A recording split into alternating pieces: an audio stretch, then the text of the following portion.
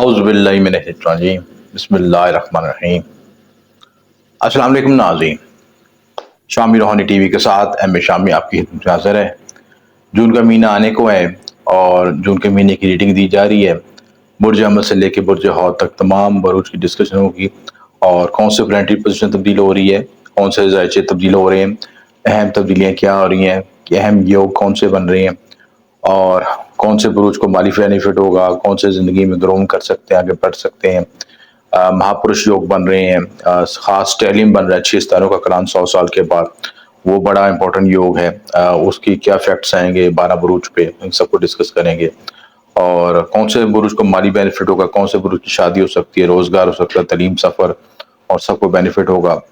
कौन कौन से बुरूज जिंदगी में आगे इनिशिएटिव ले सकते हैं, इंपॉर्टेंट डिसीजन कर सकते हैं, सफर के लिहाज से, शादी के लिहाज से, रोजगार के हवाले से, जॉब की स्विचिंग किस तरह हो सकती है, घरेलू खवातीन के क्या हालात होंगे, शादीशुदा लोगों के क्या हालात होंगे। 12 बुरूज के ओवरऑल डिस्कशन करेंगे सब।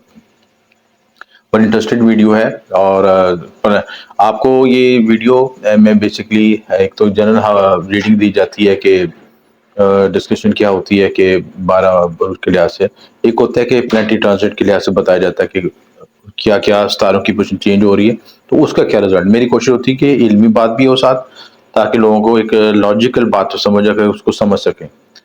तो ये वीडियो जो है वैदिक एस्ट्रोलॉजी के स्टैंडर्ड बेस पे है और मून साइन के लिहाज से आप देख सकते हैं, इसका सन ज़ोडिएक से ताल्लुक नहीं है, क्योंकि मेरे अपने 25 साल के तजर्बात के नतीजे में वैदिक एस्ट्रोलॉजी को और हिंदी नजूम को सबसे ज़्यादा मुस्ंद पाया है बनिस्बत जो है वेस्टर्न एस्ट्रोलॉजी के। दोनों स्कूल थोड़ा अपने काम करते हैं, लेकिन मैं ज़्यादा इफेक्टिव उसको समझता हूँ।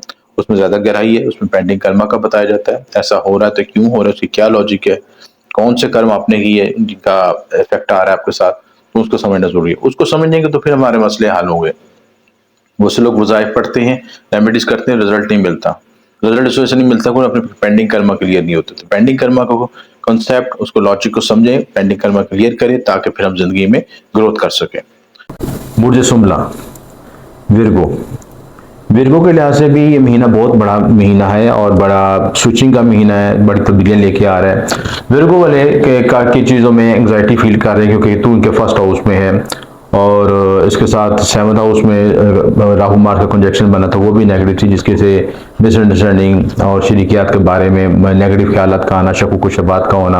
और दूसरा, जब स्ट्रेस होता था तो उसकी वजह से खुद भी इंसान डिट्रैक होने के इसके इम्कान होते थे, आप खुद भी गलत राह इख्तियार कर सकते थे, इन सारे होने के इम्कान होते थे।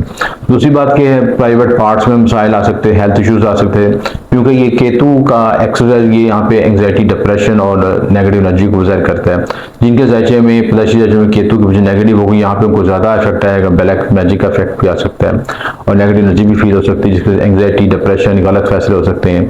तो ये चीज़ों में बड़ा मुताबिक मैरिड लाइफ डिस्टर्ब हो सकती है, मैरिड लाइफ में अनसेटिस्फेक्शन हो सकती है, क्योंकि राहु जो है किसी चीज़ को बढ़ा देता है, एक एल्यूजन पैदा करता है। और रिलेशनशिप में एक तो आपकी अभी मियाँ बीवी के दरमियान इख्तिलाफ भी हो सकते हैं, बेडरूम लाइफ अनसेटिस्फेक्शन का होना, बेचैनी पैदा होना और जेन डिट्रैक होना, जेन शिकायत के बारे में शकूक शबात पैदा होना और फीलिंग्स का ना पैदा होना, ये चीज़ है। यानी ऐसी कोई चीज़ हम किसी मजबूरी के तहत कर रहे हैं, ऐसे मामले पैदा होते हैं।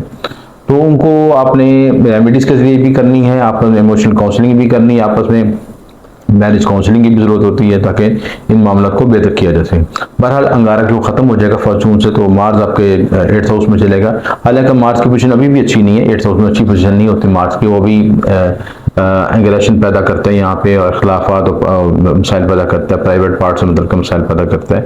और दूसरा ससुराल से मतलब का भी, क्योंकि 6ठा 8वां घर जब भी ताकतवर होंगे, 6ठा 8वां और 12वां घर जब एक्टिवेट होते हैं, तो उनकी कुछ नेगेटिव रिजल्ट जरूर मिलते हैं। अलबत्ता जो विर्गो जो है अपने रिसर्च ओरिएंटेड काम करते हैं, हिडन काम करते हैं, लुम्बी मख्फी से मतलब काम करते हैं, उनको बेनिफिट पहुंचेगा। अगर वो जो है इन शोबों में तरक्की काम करते रहते हैं, हार्ड वर्किंग करते रहते हैं, तो उनको अच्छा रिजल्ट मिल सकता है। विरासती मामूल हल हो सकते हैं और मख्फी से मतलब जो शोबा जात लोगों को काम करते हैं उनमें तरक्की हो सकती है, सारे मामलों में बेनिफिट हो सकता है। तो ये चीज़ें मजबूत तौर पर आपके लिए बेहतर रहेगी। और उसमें मजबूत तौर पर जो आपका जायचा अच्छा है आगे से, क्योंकि 9वें घर में स्टेलिन भी बन रहा है, जुपिटर, मरकरी, सन, वीनस और यूरेनस और मून का सबका कंजक्शन बन रहा है और जुपिटर तलु भी हो रहा है।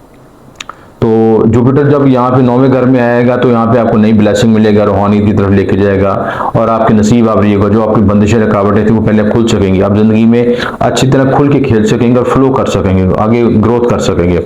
तो जो रुकावट जो दबाव था फील करते वो खत्म हो सकेगा। तो सारे पॉजिटिव साइन इसमें। सेहत काफ़ी अच्छी रहेगी, तलीमी मामलात में बेहतरी रहेगी।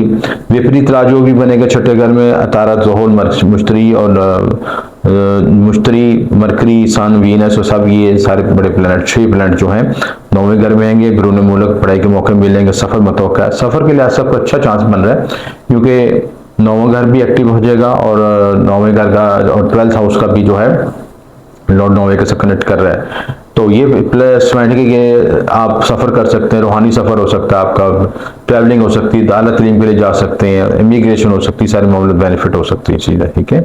सफ़र मुतवक्का रहेगा, रिलेशनशिप में बेहतरी कि फर्स्ट घर में केतु की मौजूदगी छोटी छोटी गलती फहमी को बजेगी, जिनमें किसी अख्तिलाफ़ आ सकते हैं। अतारत की पोजीशन अच्छी रहेगी, लिहाजा मरकरी जब स्ट्रॉन्ग होगा तो आप मामलत में बेहतरी आएगी और कम्युनिकेशन लेवल बेहतर होगा। क्योंकि मरकरी आपका रूलिंग प्लैनेट है, 9th हाउस में जब आएगा तो आपको यहाँ पे एक ब्लेसिंग और फर्स्ट और 9th जब कनेक्शन बनता है तो इंसान की ज़िंदगी में ब्लेसिंग आती है, आपके किस्मत आवरी होती है, नए रास्ते खुलते हैं। प्लस आप विजडम, रूहानियत, उलूम मख्फी और मजहबी अमूर और आपके सफ़र के मामला, इन सारे मामलों में इंटीग्रेट होते हैं, इन सारे मामलों में आपका कनेक्शन बनता है और ज़िंदगी में ग्रोथ कर पाते हैं। जो लोग विर्गो पहले कुछ ब्लॉकेज फील कर रहे थे, आप उन्हें के लिए नए रास्ते खुल सकेंगे इंशाल्लाह। तो लिहाजा तारक की पोजीशन अच्छी रहेगी, लिहाजा अच्छा बेहतर रहेगा। और अज़दवाजी ज़िंदगी में राहु ज़िंदगी को मुतासर करेगा। पहले भी डिस्कस किया कि राहु लीजन पैदा करता है आपके ज़हन में। जब भी शरीक हयात के बारे में मुख्तलिफ़ ख्यालात आए या आपको ऐसे मुहरक़ात मिले जिससे आपके रिलेशनशिप में ब्रेकेज आ रहा है इसी, तो उसको बैठ के डिस्कस ज़रूर करें और पॉजिटिव टेंशन में डिस्कस करें, देखिए अलहदगी में, और अपने प्राइवेट पार्ट्स को और प्राइवेट मामला को डिस्कस ना करें फैमिली इश्यूज़ के लिए। यानी हम बोलते हैं ना कि मियाँ बीवी का इख्तिलाफ आता है तो हम फैमिली के साथ डिस्कस करते हैं, वालिदा के साथ डिस्कस करते हैं या पेरेंट्स के साथ, उसको किसी का डिस्कस ना करें, उसको आप बाहमी तौर पर डिस्कस करें, एक दूसरे को समझें। और क्योंकि राहुल एल्यूजन पैदा करता है, मिसअंडरस्टैंडिंग पैदा करता है और ये मिसअंडरस्टैंडिंग आपने खुद ही हल करनी है। तीसरा फरीक इसमें शामिल होगा तो बात का बतंगड़ बनेगा। तो इस चीज़ को फॉलो करें। नसीब आवरी को कोई नया काम कर सकते हैं, नई इन्वेस्टमेंट हो सकती है, शेयर में कामयाबी होगी।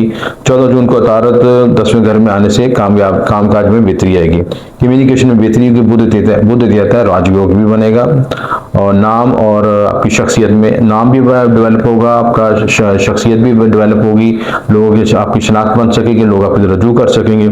पार्टनरशिप में मुतात रहें, पार्टनरशिप आपके लिए अच्छी नहीं है, या जो लोग इन दौरान शादी कर रहे हैं उनको बड़ा देखभाल के करना चाहिए कि कोई गलत फैसला ना हो जाए, गलत शरीकियात ना चूज करें जिसके बाद में कोई पछतावा हो। पब्लिक डीलिंग में मुतात रहें, इन सारे मामलों को इख्तियार करें तो इंशाल्लाह मामला में बेहतरी की। अब रेमेडीज के लिहाज से है कि राहु की रेमेडी करें, राहु के लिए बहुत जरूरी रेमेडी है ताकि एल्यूजन खत्म हो, नेगेटिव एनर्जी खत्म हो 7वें घर से।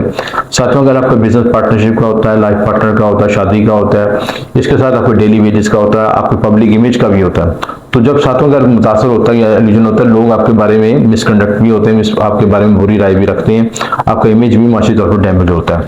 तो उसके लिए बेहतर यही है कि एक तो अपने जो किसी तरह का भी नेगेटिव मामला उनसे इज्तनाब करें ताकि अपनी गुडविल पे फोकस करें, लेन देन में कोई तनाज़ुर अख्तियार न करें जिससे आपके जहन में आपकी रेपुटेशन खराब हो। प्लस आप राहु को सदका दें और उसके लिए सदक़े के लिए आप ये कर सकते हैं कि हर बुध के रोज़ नारियल का सदका कर लें। बुध के रोज़ जो है आप ये भी कर सकते हैं कि मूली का सदका कर लें, ये भी राहु की रेमेडी ये चीज़ है, ठीक है। मूली का सदका कर लें, नारियल का सदका कर लें और गरीब मुस्तकिन में खाना तकसीम करें। और केतु के लिए आप ब्लैक डॉग को फीड करें, हशरात को खुराक डालें, सारे मामलों करने में आसानी पैदा हो जाएगी इंशाल्लाह। इन मामलों को इख्तियार करें तो अल्लाह ताला बेहतर करेगा। वीडियो पसंद है तो लाइक और शेयर कीजिएगा, बात ना समझ आए तो कमेंट पर फीडबैक जरूर दीजिएगा। आपका शुक्रिया। हमेशा